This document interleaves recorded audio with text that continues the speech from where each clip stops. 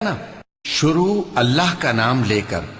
جو بڑا مہربان نہایت رحم والا ہے. جب آسمان پھٹ جائے گا اور اپنے پروردگار کا فرمان سن لے گا اور یہی اس کے لائق بھی ہے، اور جب زمین ہموار کر دی جائے گی اور جو کچھ اس میں ہے وہ اسے نکال کر باہر ڈال دے گی اور بالکل خالی ہو جائے گی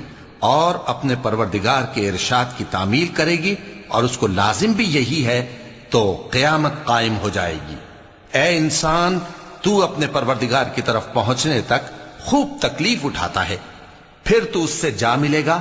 اب جس کا نامہ اعمال اس کے داہنے ہاتھ میں دیا جائے گا اس سے حساب آسان لیا جائے گا اور وہ اپنے گھر والوں میں خوش خوش واپس آئے گا. اور جس کا نامہ اعمال اس کی پیٹھ کے پیچھے سے دیا جائے گا تو وہ